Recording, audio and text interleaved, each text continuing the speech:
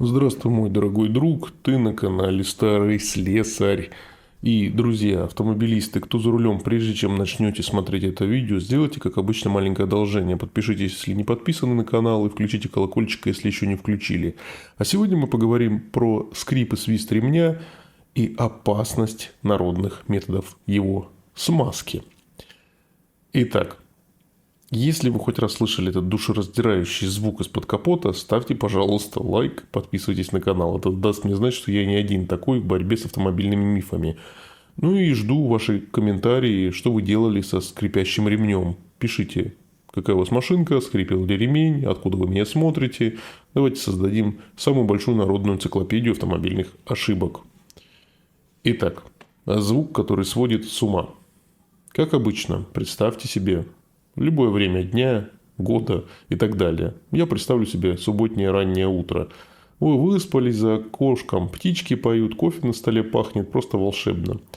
Вы заводите машину, чтобы отправиться на дачу, на рыбалку или просто за город, туда, где вас ждет отдых и покой. И вот в этот момент, когда двигатель оживает, раздается этот мерзкий, пронзительный, высокий, душераздирающий визг из-под капота. Он режет слух, заставляет сжимать зубы и мгновенно уничтожает всю идиллию этого утра. Этот звук знаком, наверное, каждому автомобилисту на планете. Скрип ремня. Не грохот, не стук, а именно этот настырный противный свист, который, кажется, говорит: твои планы на выходные отменяются, готовь кошелек.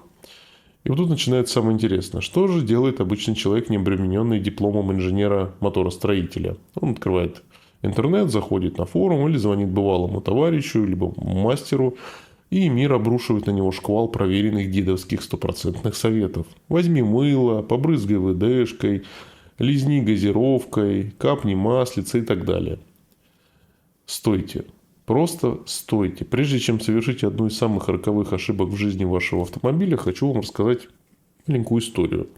Историю не просто о скрипящем ремне, а о войне со здравым смыслом и опасными мифами между современными технологиями и тайными суевериями гаражных кулибиных. Итак, ремень ведь это не просто кусок резины, а, условно говоря, так сказать, сердце современного мотора.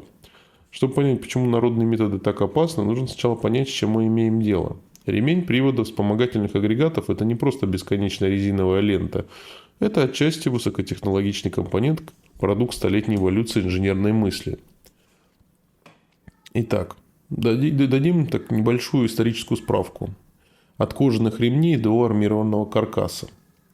Перенесемся в начало 20 века. Первые автомобили были крайне простыми, как молоток. У них не было, естественно, кондиционеров, мощных генераторов, гидроусилителей руля и так далее. Но с ростом комфорта и мощности росли потребности. Появился генератор, потом водяная помпа. И инженеры столкнулись с проблемой, как же передать на них крутящий момент от двигателя. Первые ремни были кожаными. Да, обычная кожаная лента, натянутая между шкивами. Они проскальзывали, растягивались, рвались и требовали постоянного ухода за собой. Представьте себе водителя начала века, который перед поездкой не только проверял уровень бензина, но и смазывал кожаную муфту каким-нибудь жирком.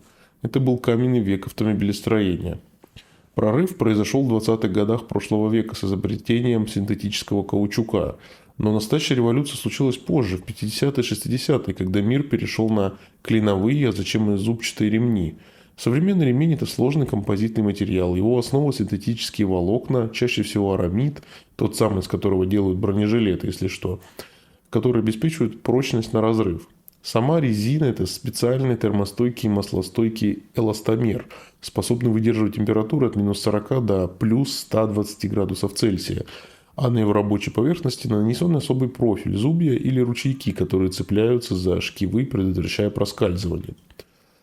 А теперь посмотрим на это с точки зрения денег. Средняя стоимость замены ремня вместе с роликами на условно популярной российской иномарке примерно от 5 до 15 тысяч рублей. Это если менять у официального дилера, не на сервисе у дяди Васи будет, естественно, дешевле, там, в районе пятерки. Теперь же посчитаем стоимость народных средств. Кусок хозяйственного мыла, там сколько, 30 рублей нам надо, да? Банка баллончика с силиконовой смазкой, может, рублей 200. Бутылка газировки 70 рублей. Соблазн велик, не правда ли, да? Потратить 70 рублей против 7 тысяч. Но это классическая ловушка экономии. Потому что цена последствий этой экономии измеряется уже другими ловушками и цифрами. И если из-за ваших экспериментов ремень порвется и улетит со шкивов, вы рискуете остаться без генератора, замена от 5000, или без гидроусилителя руля, ремонт от 3000. А на некоторых моделях без кондиционера это и в лучшем случае. В худшем случае, естественно, если у вас интерференционный двигатель, а таких большинство, и ремень ГРМ связан с этим ремнем, и его обрыв может привести к встрече клапанов с поршнями. Стоимость капремонта двигателя после такой встречи начинается, как минимум, я думаю, что от полусотни, а может и перевалить за 100-150 тысяч. Чувствуете разницу? 30 рублей против 200 тысяч. Это как пытаться потушить пожар в доме стаканчиком водички, причем еще пластиковым, экономя на покупке стандартного какого-то огнетушителя, либо просто на вызове пожарных. Итак, чем нельзя смазывать скрипящий ремень и почему это опасно? Пройдемся по этому адскому зоопарку чудо-средств. Первое – хозяйственное мыло, любое мыло. Миф: на 3 рабочие поверхности ремня сухим мыльцем и скрип исчезнет. Проверено веками. В реальности это самый коварный популярный метод. Да, он работает, безусловно, но как? Мыло действует как абразивный полироль. Оно заполняет микротрещины и временно меняет коэффициент трения между ремнем и шкивом. Свист пропадает, безусловно. Вы довольны, кладете мыло в бардачок, на всякий случай идите дальше. Опасно это лишь потому, что хозяйственное мыло – щелочь. Любое мыло – щелочь. Оно агрессивно сушит резину, вытягивая из нее пластификаторы. Те самые вещества, которые делают ремень эластичным. Ремень становится крайне хрупким, как старый ластик. Он трескается, а корд обнажается. В один прекрасный день вы будете обгонять фуру на трассе, и он просто разорвется. Кроме того, мыльная стружка, попадая на другие шкивы и подшипники, выступает в роли абразивной пасты, ускоряя износ всех соприкасающихся деталей. Вы лечите симптом, подкладывая в двигатель мину замедленного действия. Следом идут силиконовые смазки ВДшки. Миф: побрызгай смазкой, все проскальзывания и свист исчезнут. В реальности вы берете баллончик силиконовой смазки или еще хуже ВД-40, что вообще является очистителем и вытеснителем влаги, если что, а не смазкой, и щедро обрабатываете ремень. И у чуда скрип практически пропадает мгновенно. Да, вы герой. Но только вы сделали то, что так старались избежать инженеры, проектировавшие систему вашего двигателя. Ремень не должен проскальзывать. Его работа – плотно, с определенным усилием цепляться со шкивами. Вы же, нанеся смазку, превратили эту систему в скользкий барабан. Ремень начинает проскальзывать на шкивы генератора, генератор перестает вырабатывать ровный ток, садятся фары, тускнеет подсветка, разряжается аккумулятор, проскальзывает на шкиве помпы, нарушается циркуляция охлаждайки. Двигатель начинает перегреваться, а перегрев – это прямая дорога к деформации головки блока и капремонта. И самое страшное – это смазка летучая. Она не остается на ремне, она летит во все стороны, покрывая тонкой масляной пленкой все вокруг. Датчики, провода, другие ремни.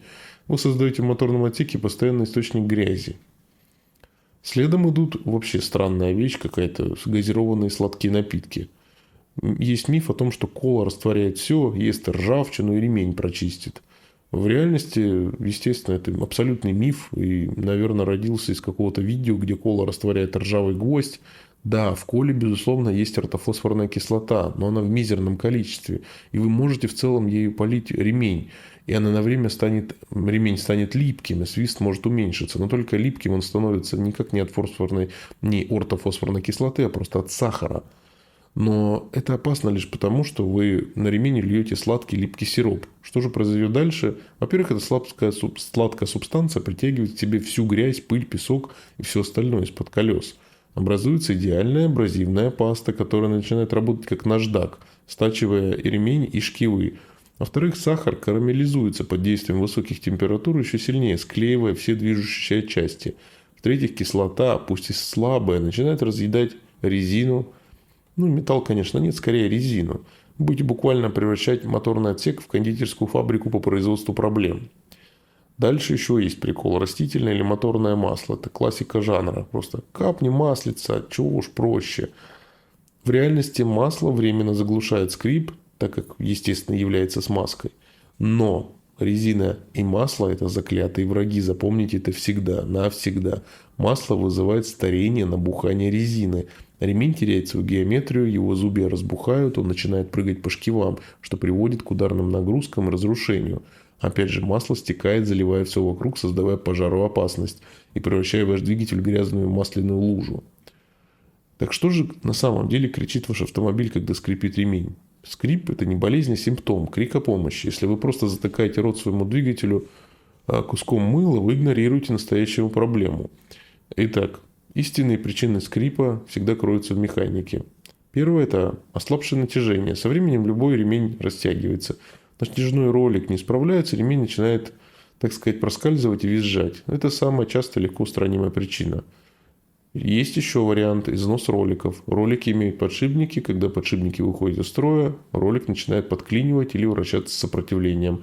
Ремню приходится буксировать его, так сказать, отсюда и свист. Попала влага или грязь. Это достаточно проехать по глубокой луже, чтобы вода попала на ручейки ремня и шкивы. Обычно такой свист быстро проходит, но это часто можно заметить, когда ты влетаешь в большую лужу, которую не видел на скорости, да? Но если грязь абразивная, она останется и будет работать на износ.